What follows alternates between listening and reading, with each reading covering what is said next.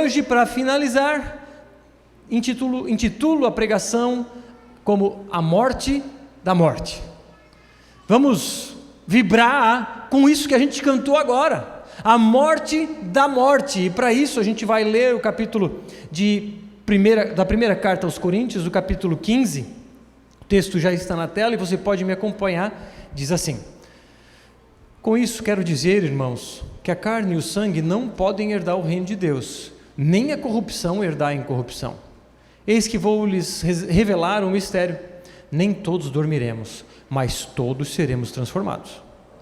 Num momento, num abrir e fechar de olhos, ao ressoar da última trombeta. A trombeta soará, os mortos ressuscitarão incorruptíveis e nós seremos transformados. Porque é necessário que este corpo corruptível se revista de incorruptibilidade e que o corpo mortal se revista de imortalidade. E quando nesse corpo corruptível se vestir de incorruptibilidade e o que é mortal se revestir de imortalidade, então se cumprirá a palavra que está escrita: tragada foi a morte pela vitória. Vamos ler juntos?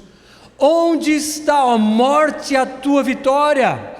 Onde está, ó morte, o teu aguilhão? Agora deixa que eu leio.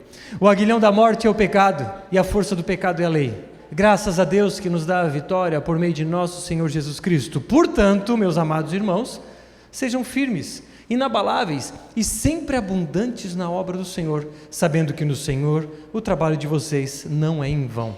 Baixe sua cabeça, vamos orar. Obrigado, Senhor, maravilhoso, obrigado por essa noite de celebração. Se por um lado choramos os nossos pecados e nos arrependemos e pedimos perdão, mas por outro lado nós vibramos porque o Senhor venceu a morte, o nosso último e pior inimigo, e hoje podemos te adorar sabendo que o Senhor não está morto, o Senhor ressuscitou e contigo ressuscitaremos em tempo oportuno.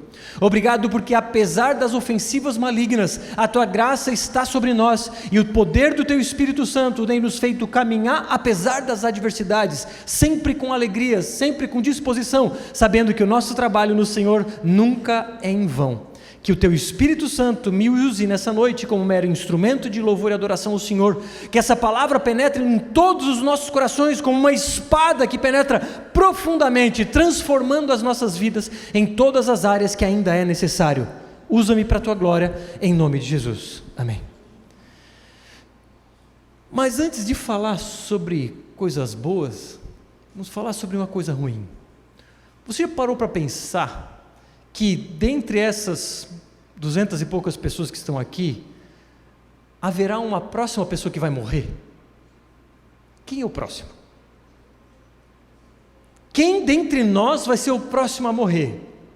Qual velório eu vou fazer? Porque espero que eu não seja o primeiro. Já parou para pensar? Alguém de nós aqui vai morrer antes dos demais. Quem é? Apostas? Não, calma. O fato é que a gente vai morrer. E a pergunta é: você está preparado para a morte? Você tem medo da morte? E é sobre isso que a gente vai falar, sobre o medo da morte. Muitos têm medo da morte porque têm medo do desconhecido. Não sabem o que vão enfrentar depois da morte. Outros têm medo da morte porque no fundo, tem um senso de julgamento, sabem que existe um Deus, Criador, que vai julgar as pessoas. E eles têm medo, no fundo, têm medo desse julgamento. Agora, o cristão, muitas vezes também tem medo da morte, mas não deveria. Por quê? Não é um desconhecido para nós a morte, nós sabemos o que vamos encontrar lá. Nós vamos para a eternidade. Então, se eu sei o que vai acontecer, eu não preciso temer, eu também sei que eu vou ser, ou melhor, que eu já fui absolvido do grande julgamento. Então, aqueles que se entregaram a Cristo como Salvador e Senhor, não precisam temer a morte.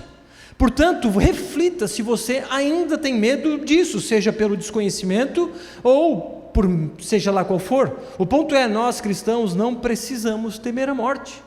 Agora, é sobre isso que a gente vai falar nessa noite. O capítulo 15 da primeira carta aos Coríntios é Paulo falando sobre a ressurreição. Fala sobre a ressurreição de Jesus, fala sobre a nossa ressurreição, e aqui ele está contrapondo os filósofos epicureus, os filósofos gregos, porque a cidade de Corinto era na Grécia, e ali muita influência da filosofia grega.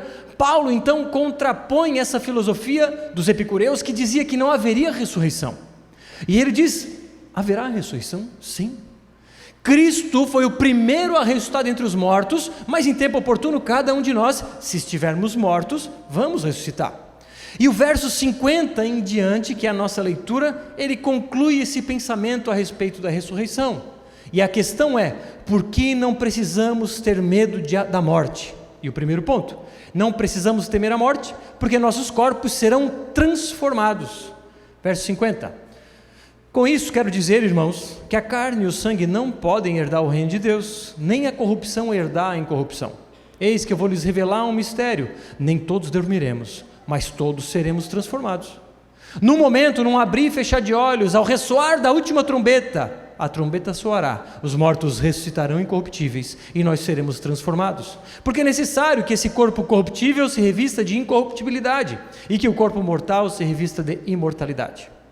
Pois bem, versos anteriores, Paulo fala da ressurreição de Cristo e da nossa ressurreição. E agora ele faz contrapontos. Ele diz: olha, a carne e sangue não pode herdar o reino de Deus. Ele está querendo dizer que o nosso corpo mortal, feito de carne e sangue, não pode herdar o reino de Deus. Por quê? Depois ele diz: o corpo que é corrupto, e não estamos falando sobre corrupção política, estamos falando sobre o efeito do pecado em nossos corpos mortais. Essa corrupção não pode herdar a incorrupção, ou seja, para entrar no reino dos céus, nós precisamos de uma nova roupa. Assim como, para você entrar fora da atmosfera, no espaço sideral, você precisa de uma roupa diferente. Para entrar no céu, você precisa de uma roupa diferente. Essa necessidade de novos corpos se dá porque o pecado de Adão nos contaminou toda a criação. Portanto, todos nós fomos contaminados por esse pecado. Esse pecado então contaminou todas as células do nosso corpo, e por causa disso nós ficamos doentes, por causa disso nós envelhecemos, os cabelos ficam brancos, os joelhos doloridos, e a morte um dia chega. Agora, na eternidade, a palavra diz nos versos anteriores, Paulo diz que nós vamos ganhar novos corpos gloriosos. Nós que estivermos mortos na segunda vinda de Cristo, vamos receber novos corpos, vamos ser ressuscitados. E essa segunda vinda, então, é importante frisar que nesse momento Jesus vem, busca a igreja e nos fará habitar nos novos céus e nova terra. Quando Jesus voltar, Ele inaugurará uma terra restaurada, e não pense que você vai ficar flutuando com os anjos nas nuvens. Haverá uma terra restaurada, e certamente de alguma forma vamos trabalhar, vamos servir, mas claro, não precisaremos suar ou comer do pão com o suor do nosso rosto, como foi a maldição para essa vida. O ponto é que na eternidade, tendo face a face com Deus, com corpos restaurados, porque o pecado lá não pode entrar, os nossos corpos foram contaminados pelo pecado, e Ele então, não podendo entrar num lugar completamente santo, face a face com Deus, vamos precisar desse novo corpo. João Calvino diz: a única maneira de entrarmos no reino de Cristo é por meio de nossa renovação segundo a própria imagem de Cristo. Você lembra? Fomos criados segundo a imagem e semelhança de Cristo. Agora, o pecado contaminou essa imagem, o pecado distorceu essa imagem, o pecado mudou a nossa imagem que havia sido originalmente criada segundo a imagem do Pai e do Filho. Agora, tendo essa imagem distorcida, mas quando entrarmos na eternidade, essa imagem vai ser restaurada. É necessário que haja essa restauração. Agora, há um ponto interessante aqui. Paulo está dizendo: olha, ok, mortos vão ressuscitar, mas e os vivos quando Jesus voltar? Se você assistir um filme, é uma série, Deixados para Trás, por favor, apague de sua memória. Apague. E nunca mais assista e diga para ninguém mais assistir. Aquilo é uma deturpação da Bíblia, das Escrituras. Não é assim que vai funcionar. Quando Jesus voltar, todos vamos, de alguma forma, nos encontrar diante do justo juiz. Não haverá duas vindas de Cristo, ou três. Jesus vem e chama uns, depois dá mais um tempo para outro. Não tem nada disso. Quando Jesus voltar, Ele levará todos nós para o grande julgamento. Agora as ovelhas irão para a direita e os bodes para a esquerda. Ele chamará todos ao mesmo tempo. Agora, ok, estamos mortos aqui, ou melhor, desculpa, quando mortos seremos chamados dessa forma, mas e os vivos? O que acontecerá quando Jesus voltar e algumas pessoas, ou melhor, e muita gente ainda estiver vivo? Se Ele voltar na nossa geração, o que vai acontecer? Aí Paulo diz, olha, eu vou revelar um mistério. Revelação, mistério, dois termos que foram deturpados na realidade evangélica brasileira. Revelação e mistério. Vou te revelar um mistério, irmão. Isso é palavra de Paulo. Paulo usou essa palavra na Escritura. Paulo, inspirado pelo Espírito Santo, estava prestes a revelar algo desconhecido, por isso um mistério. Provavelmente essa carta foi escrita no ano 55 depois de Cristo, e antes daquela data, ninguém sabia do que Paulo iria revelar. Então, o fato dele revelar um mistério não lhe dá o direito de você supostamente revelar mistérios, porque a Bíblia, o cânon bíblico foi fechado e não há mais espaço para novas revelações. Agora existe espaço para pregações da palavra que já foi revelada. Enfim, e aí ele diz, que nova revelação é essa? Ele diz, nem todos dormiremos. Aí alguns vão interpretar literalmente, vai dizer, então quer dizer que quando a gente morre, a gente dorme, um sono profundo, esperando a vinda de Jesus, outra besteira. É simplesmente o que os linguistas vão chamar de eufemismo, é uma forma bonita de dizer que vamos morrer.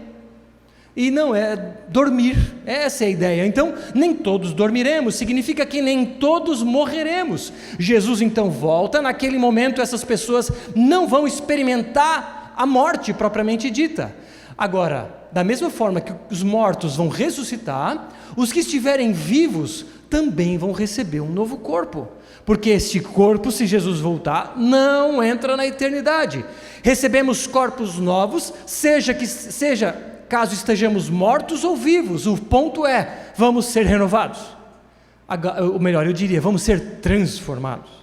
Agora essa transformação, a palavra é muito clara, que nós não somos o agente dessa transformação. Não pense que você vai conquistar essa transformação pelo seu bom proceder. Não pense que pelo seu esforço você vai conseguir ser renovado. No máximo você vai tomar um anti-inflamatório para diminuir a dor do joelho. Mas não pense que você vai conseguir ser renovado plenamente. Os nossos corpos, então, não vão ser só melhorados, eles vão ser completamente transformados. Aguardo a vinda de Cristo ansiosamente, quando as minhas articulações não vão mais doer, como doem atualmente. Aguardo ansiosamente a vinda de Cristo, porque lá, Fernando Sayonara, o Davi vai cantar louvores ao Senhor. Tiago, Thaís, lá, a Eva vai correr brincando com outras crianças e fazendo declarações de amor a vocês. Lá a dona Fátima, não sei se está aí, não vai mais precisar da cadeira de rodas. Lá, irmãos, não há mais dor, não há mais sofrimento, não há mais doença, não há mais câncer. Eu não sei a história de todos aqui, eu sei da maioria. E se você, independente do que esteja passando, seja um problema articular, um problema no estômago, um problema no cérebro, um câncer ou qualquer outra coisa, saiba que essa doença está com os dias contados. Nós vamos orar para que você seja curado e esperamos que Deus faça milagres curando pessoas, mas às vezes, por algum motivo, Ele permite que aquela pessoa fique com aquela doença até a morte. Mas o ponto é, quando Ele voltar, essas doenças não terão mais espaço, porque a imagem de Cristo vai ter sido restaurada em nós, e não haverá mais dor, choro, sofrimento ou mesmo morte. E ele diz, ao ressoar da última trombeta, João Calvino também diz, assim como um comandante convoca o seu exército para a batalha ao som da trombeta, assim também Cristo chamará a si os mortos mediante sua retumbante proclamação, a qual será ouvida distintamente em todos os recantos do mundo. Quando você ouvir uma trombeta ressoando em todos os cantos da cidade, pode ser Jesus voltando. E ao som dessa trombeta, nós nos encontraremos no céu com Ele. Ali estará se dando o início das últimas coisas. Ali, naquele dia, num piscar de olhos, como a palavra diz, ali começa os últimos dias, as últimas coisas, melhor dizendo. Trombeta no Antigo Testamento, ela tem um senso de julgamento divino. E é fato que nesse grande dia nós seremos julgados. A trombeta anunciará, não só recrutará os exércitos do Senhor, mas anunciará o julgamento diante do justo juiz. Como você estará? Será que você estará, aquela coisa no colégio, você, professor, entregando a prova, fulano, ciclano, coração treme, melhor, coração bate, a perna treme, quanto será que eu tirei? E aí o vizinho vem, 5, 4, ai, mas eu estudei tanto para essa prova, e a gente fica nervoso até o resultado final. Ou quem fez vestibular, vai ver o nome na lista, vixe, não está, ou não está, que alegria. Enfim, como você estará no grande dia? Deus chamando um por um, Luqueta, Luqueta, já te conheço faz tempo, Luqueta, o santo da viva, o puritano, o último dos puritanos, acharam que era Spurgeon, mas é porque não conheciam o Luqueta. Mas enfim, você vai estar tranquilo como o Luqueta, ou tremendo na base? O ponto é que você precisa, ou melhor, deveria estar tranquilo, porque a sua entrada na eternidade, preste atenção, a sua entrada na eternidade não diz respeito ao seu mérito, não diz respeito à sua prova, o quanto você tirou na prova, diz respeito a quanto Jesus tirou na prova. A nossa entrada na eternidade não será aberta porque fomos pessoas boas, a nossa entrada na eternidade será aberta porque nós confiamos em Jesus como nosso Salvador e nosso Senhor.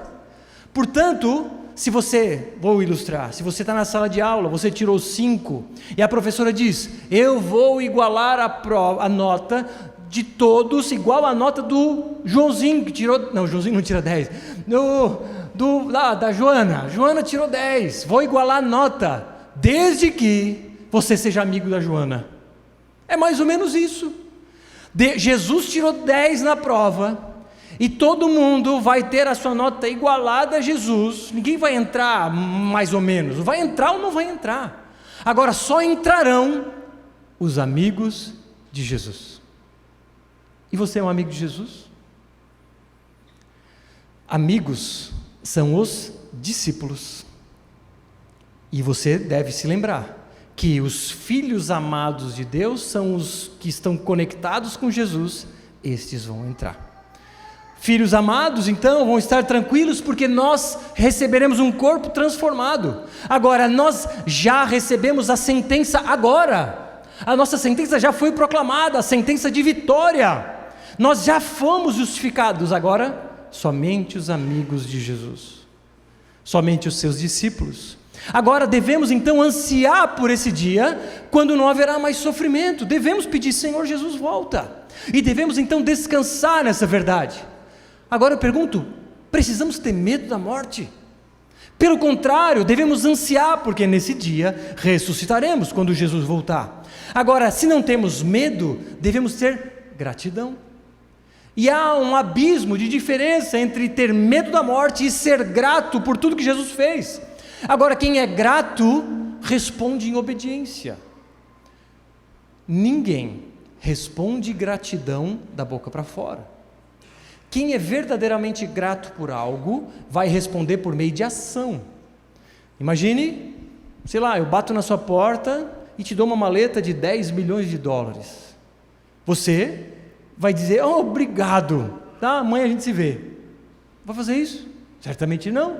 Você vai me receber um tapete vermelho, vai me servir uma comida e vai dizer que me ama, que é muito grato, no dia seguinte vai me agradecer de novo, e aí quando meu pneu furou na madrugada, você vai lá me socorrer, não porque eu dei para você ter esse sentimento de débito, não, porque você simplesmente é grato.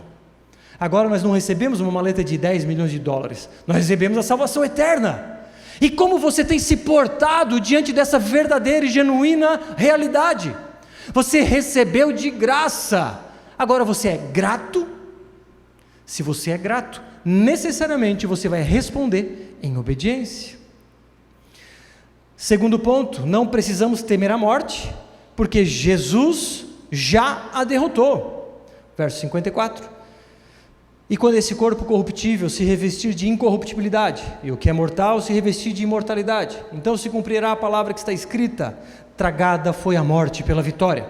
Onde está a morte, a sua vitória? Onde está a morte, o seu aguilhão? O aguilhão da morte é o pecado, e a força do pecado é a lei.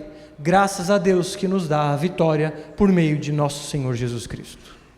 O corpo corruptível que nós temos, ele vai se revestir de incorruptibilidade. O corpo mortal que nós temos vai se revestir de imortalidade, ou seja, vamos ressuscitar para nunca mais morrer. E aqui quando ele diz, tragada foi a morte pela vitória, é uma citação de Isaías capítulo 25 verso 8, ele está dizendo que o poder da morte vai ser eliminado.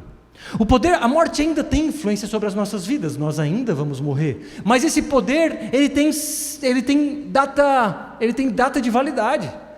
Vai chegar o dia porque a morte já foi vencida por Cristo ao ressuscitar. Agora, naquele grande dia, a morte já não vai mais existir, porque vamos ressuscitar.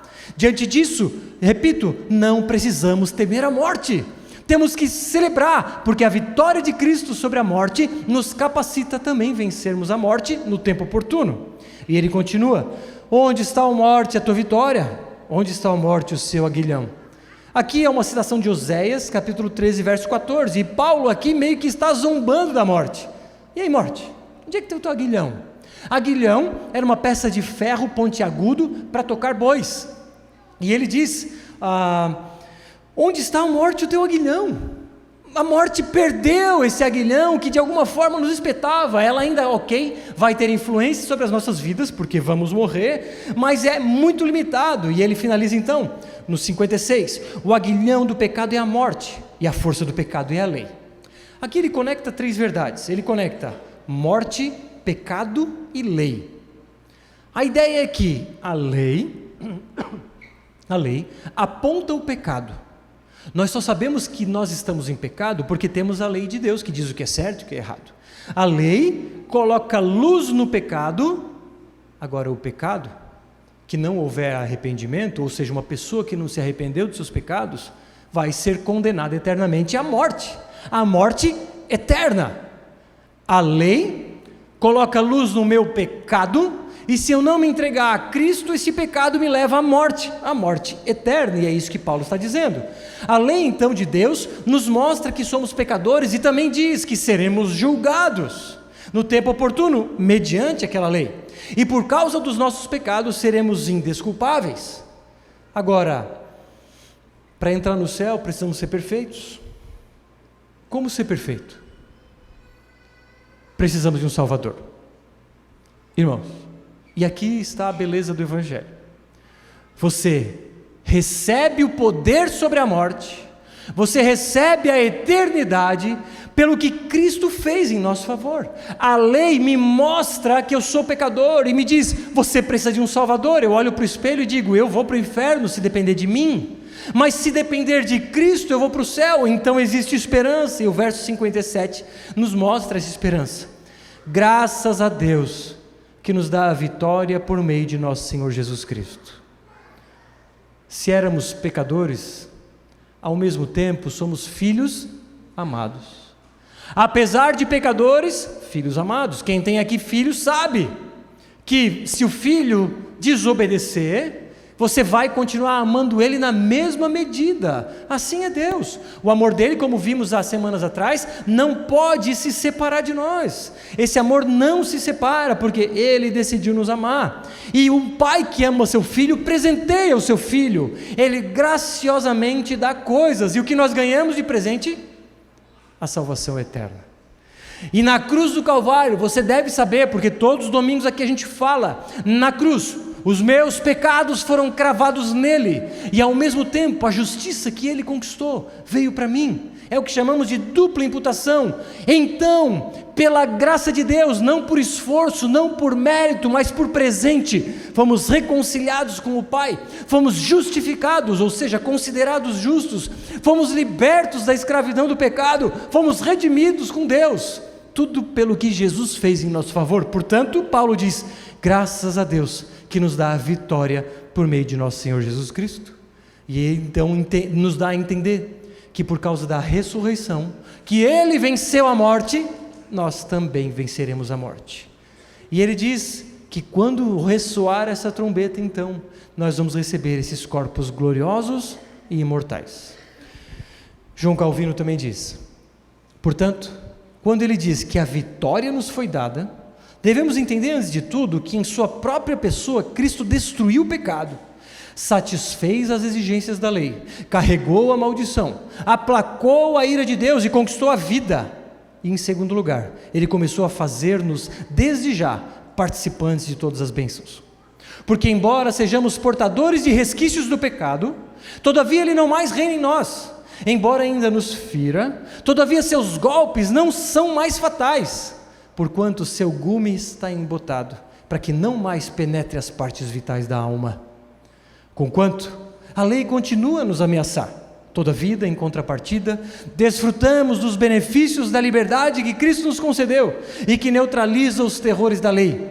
Embora os restos da carne habitem em nós, todavia o Espírito que ressuscitou a Cristo dentre os mortos é vida por causa da justiça. Irmãos, essas verdades são difíceis até de serem faladas sem ler, mas são verdades tão profundas que nos deveriam gritar de júbilo e alegria. E aqui há um ponto interessante, que a morte tem uma influência passageira, mas logo receberemos corpos imortais e perfeitos. Mas há um ponto também importante aqui, é a famosa tensão entre o já e o ainda não. A ideia de que nós já recebemos benefícios da eternidade, mas ainda não os vivemos, experimentamos plenamente. É a ideia do já e do ainda não. A ideia do já e do ainda não diz que nós já reconhecemos a nossa ressurreição, mas ainda não nos apropriamos dela, só vamos nos apropriar quando Jesus voltar. Nós já fomos libertos do pecado, mas ainda não em sua plenitude.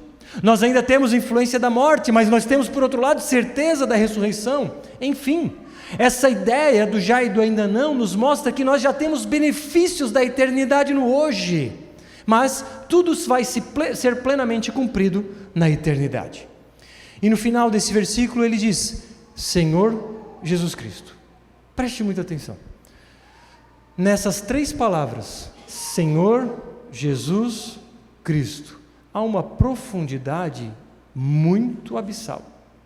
Jesus é o nome, Cristo é Christus, o ungido, o enviado de Deus, mas a palavra Senhor é que precisa ser chamada a atenção.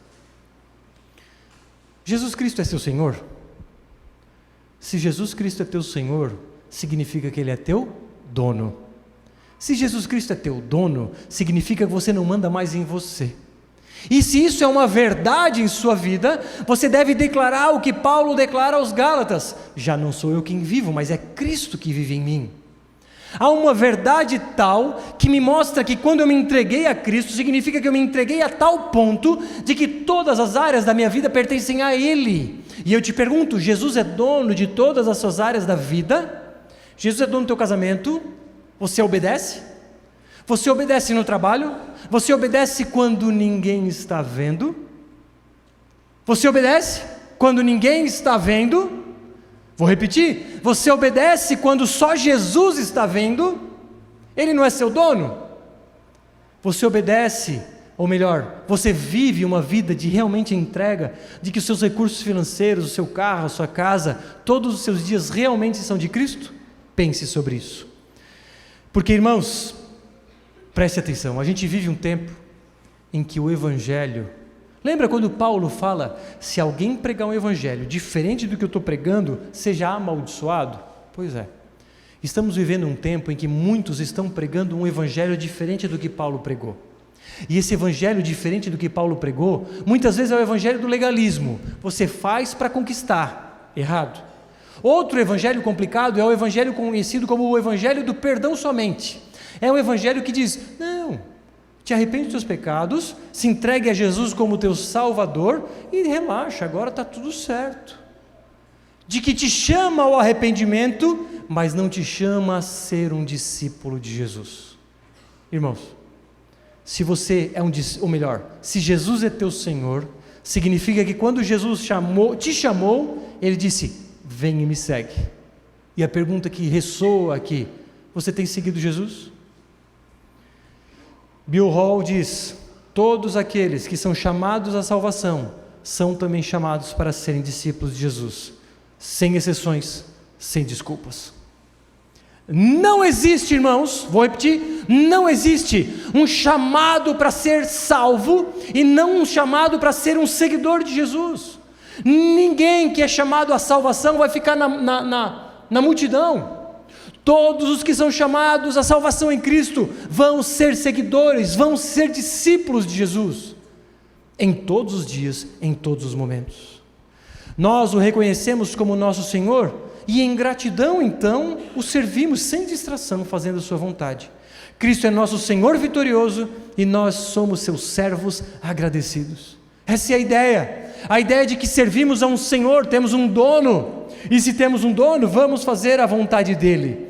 E então, diante de tudo isso, nós conectamos essa verdade ao último ponto, porque se somos filhos amados, se somos servos do nosso Senhor, e se vamos ressuscitar com Ele, se não precisamos temer a morte, qual deve ser a nossa resposta frente a tudo isso? Verso 58. Portanto, meus amados irmãos, sejam firmes, inabaláveis e sempre abundantes na obra do Senhor, sabendo que o trabalho de vocês não é em vão.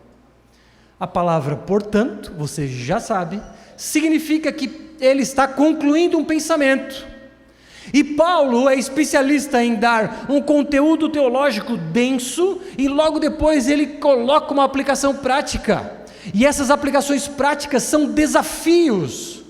E Paulo então, ao longo desses capítulos em 1 Coríntios, em especial capítulo 15, falando verdades teológicas profundas sobre a ressurreição, ele diz, portanto, então, o resultado é este. E ele diz, amados irmãos, então ele se conecta de forma pessoal e amável com a sua audiência, ou com seus leitores. No verso 33 e 34 ele diz, olha, quem não crê na ressurreição, vai viver na imoralidade. Olha só, quem não crê na ressurreição, de que haverá vida após a morte, de que habitaremos com Cristo na eternidade, não tem o porquê viver uma vida de santidade, vai viver mergulhado no pecado, porque ele não crê que haverá vida após a morte. Agora, em contrapartida, aqueles que entenderam que são filhos amados de Deus, que foram reconciliados com Deus, justificados por meio da obra de Cristo, redimidos, restaurados, vivificados e serão glorificados, estes respondem com uma resposta agora. Lembra que eu falei de gratidão? Pessoa que é grata vai responder de forma prática. Quem verdadeiramente é grato vai responder de forma grata. O problema é que muitos cristãos dizem-se gratos pela salvação, pela graça. É sério, vou relaxar agora. Eu vivi num legalismo, num peso. Aí agora eu venho na Viva, descubro que a salvação é pela graça, e o que eu vou fazer? Relaxar.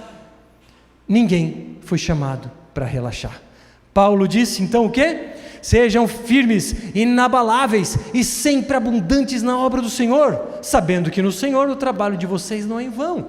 Firmes, inabaláveis e abundantes no quê? firmes no evangelho do discipulado, aquele evangelho que diz que eu sou um discípulo de Jesus, firmes no evangelho do discipulado, que também diz que eu devo fazer discípulos para Jesus, firmes nas escrituras e não deixar com que os ventos de doutrina me levem para caminhos errados, firmes em obediência, fugindo então de fofoca, pornografia, adultério ou qualquer outro pecado, porque entendo que sou grato e vou responder em obediência, firmes no espalhar das boas novas, abundantes, espalhando essa verdade de que Deus é um Deus de amor, firmes no serviço, amando ao próximo, dentro e fora da igreja, em casa, no trabalho ou em qualquer outro lugar, firmes, resumidamente, amando a Deus e ao próximo.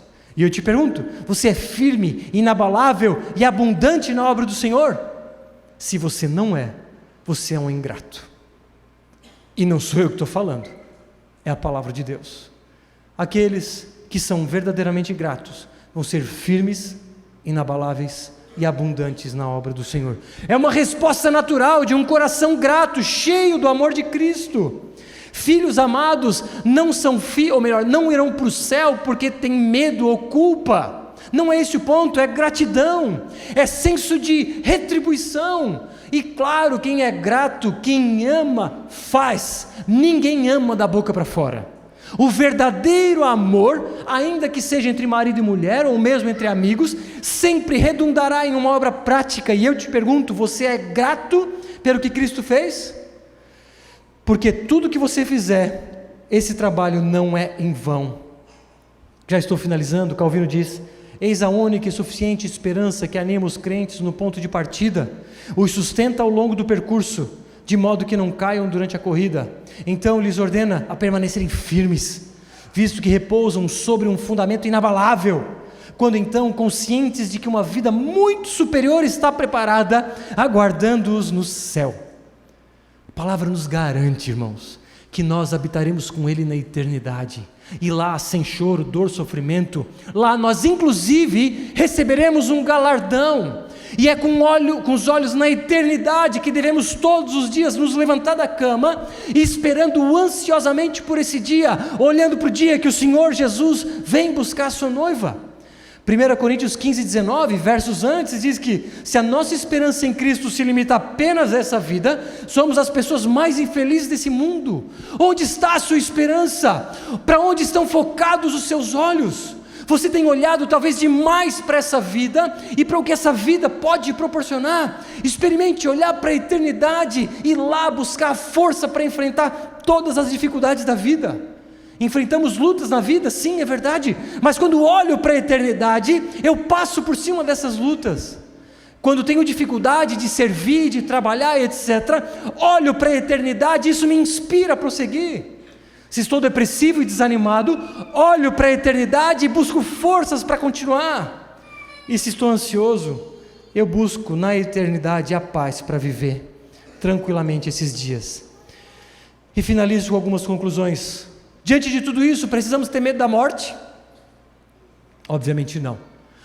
Ela não é desconhecido, não é um desconhecido para nós. Nós sabemos o que nos encontrará lá. Nós seremos transformados, seremos julgados, mas a condenação já ficou em Cristo Jesus, agora fomos absolvidos, então não há mais nenhuma condenação para aqueles que vivem em Cristo Jesus, e com Ele, porque Ele venceu a morte, nós também ressuscitaremos, e com Ele habitaremos, com corpos gloriosos e imortais, então não temos motivo por que temer, mas essa verdade ela é exclusiva aos filhos de Deus, aos amigos de Jesus.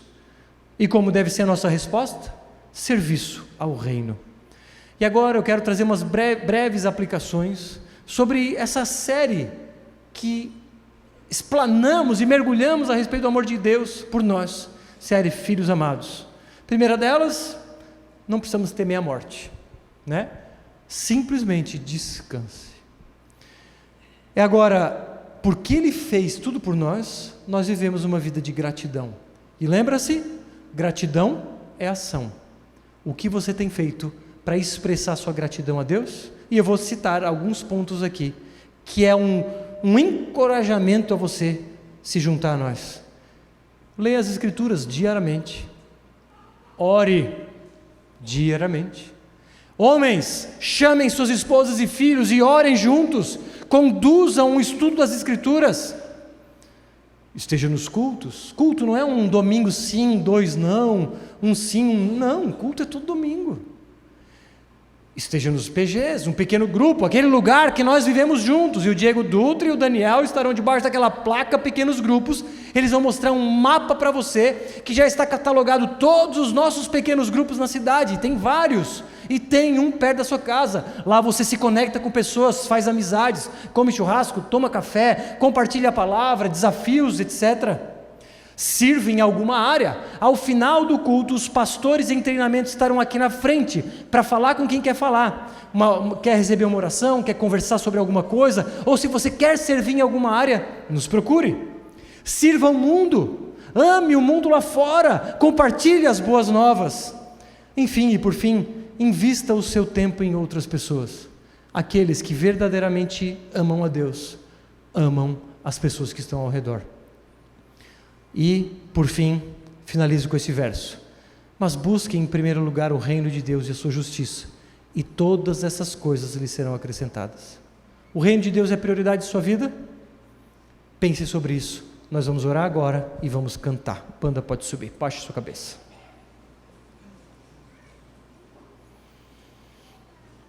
Senhor, obrigado, porque o Senhor nos escolheu antes da fundação do mundo, nos chamou, nos justificou, nos restaurou e nos glorificará. Obrigado, Senhor. Agora, que essa gratidão seja expressada por meio de ação prática em nossas vidas.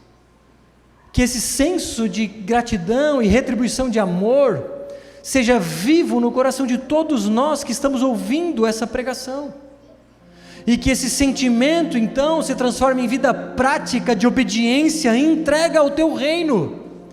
Que a prioridade na vida de todos nós seja o reino de Deus, e sabendo então que as demais coisas nos serão acrescentadas, mas somente se o reino de Deus for a nossa prioridade. Senhor, se alguém aqui deseja entregar a sua vida a Ti, que essa pessoa ouça a Tua voz em seu coração, se sinta tocada pelo Teu Espírito Santo, e ao final venha conversar com a gente, dizendo: eu quero ser um discípulo de Jesus. Ou outras pessoas que porventura desejam servir, se juntar a pequenos grupos, Senhor, que seja como que uma voz audível em seus corações, para que então se entreguem e deem um passo a mais em direção às coisas do Teu reino. Afinal de contas, não há nada melhor do que experimentar a salvação junto com outros irmãos, servindo, porque o Senhor disse: mais bem-aventurado é dar do que receber. Obrigado, Senhor Jesus, por tudo, em nome de Jesus, amém. Vamos ficar de pé e vamos adorar aquele que vive e reina